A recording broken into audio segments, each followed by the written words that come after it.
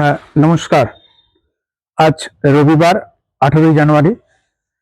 আমি আপনাদের কাছে ২-৪টে কথা শেয়ার করার জন্য নিজের জীবনের অভিজ্ঞতা থেকে বলার জন্য আপনাদের কাছে এলাম। তা যেটুকু জীবন নিয়ে আমি দেখলাম আমার ৪৬ বছর বয়সের এই কেরিয়ারে অনেক উত্থান পতন, অনেক কিছুই দেখলাম।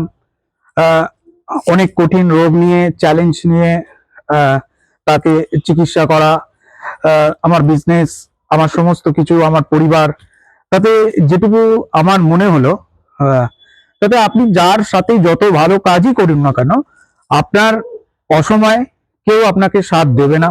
এক, আপনি যদি মনে করে থাকেন আপনি কারোর জন্য টাকা পয়সা দিয়ে তাকে সব কিছু করেছেন, সেটা কিন্তু আপনার ভ্যালু আলটিমেট জিরো। সে যখন আপনার কাছ থেকে কিছু পাবে না, সে তখন আলটিমেট সরে আসবে। সেটা আমার লাইফের ক্ষেত্রেও হয়েছে। নিজের রক্তের সম্পর্ক তারা সব সরে বেরিয়ে গেছে। অনেক বন্ধু বান্ধব অনেক কিছু কমেন্টস আমার ফেসবুকে বিভিন্ন পোস্টে করেছে, আমি তাতে কিছু মনে করিনি। আস্তে আস্তে নিজের জীবনকে আমি বদলাতে শুরু করলাম।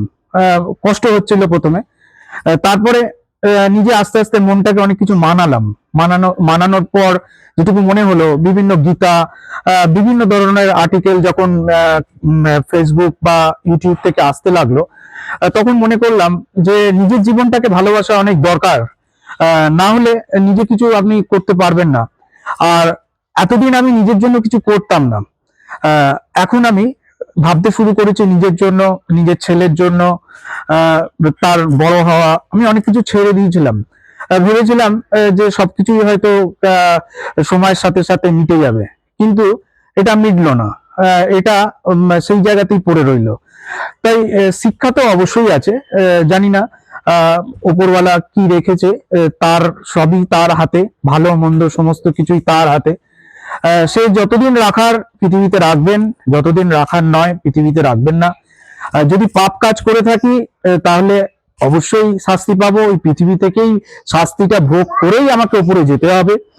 আর আপনারা যারা এই পাপ কাজ করেছেন, তারাও কিন্তু উপরওয়ালার কাছে একদম দোষী হয়েই থাকবেন। তাদের কিন্তু শুধু সময়ের অপেক্ষা। আমি শুধু ওয়েট করে যাচ্ছি, শুধু সময়ের অপেক্ষা। সময়ের সাথে সাথে তারাও বুঝতে পারবে যে আমি কি দোষ করলাম, তারা কি দোষ করেছে, আমার কতটুকু দোষ, আমার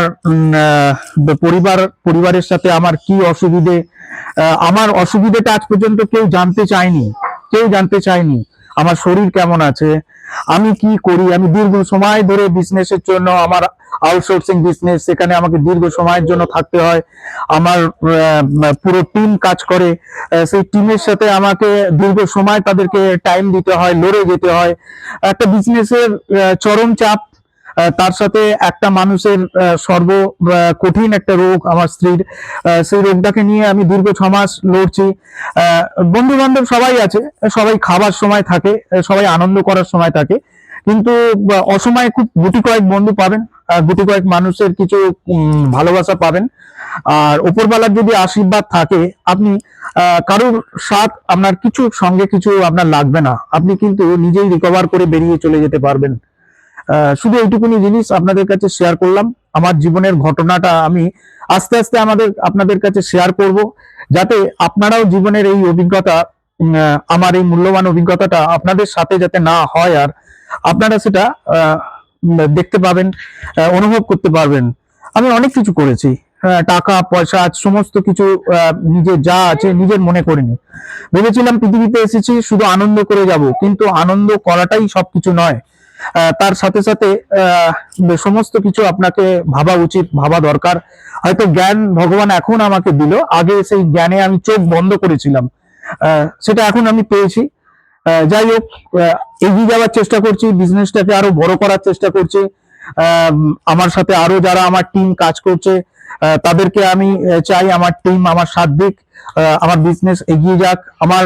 আমি চাকরি করেছি, চাকরি করার পর আমার এই বিজনেস, তারপরে আমি নিজের শখ আহ্লাদ সমস্ত কিছু আমি মুছে ফেলেছিলাম। শুধু পরিবার আর বিজনেস নিয়ে আমি দীর্ঘ সময় দীর্ঘ দিন ধরে আমি লেগে পড়ে থাকতাম, বছরের পর বছর, দিনের পর দিন। পরিবারের সুখ কতটা ভালো হয়, তারা কিভাবে সুখে থাকতে পারে, তারা কিভাবে আনন্দ করতে পারে, আমি কিন্তু নিজে মনের দিক থেকে সুখী ছিলাম না। আজকে যেটা বললাম যে সুখে থাকার অনেক কিছু তার সাথে ক্লাইমেট কাজ করে, যেটা আমার সাথে কাজ করলো না। যাই হোক, এখন কিন্তু আমি অনেক ভালো আছি।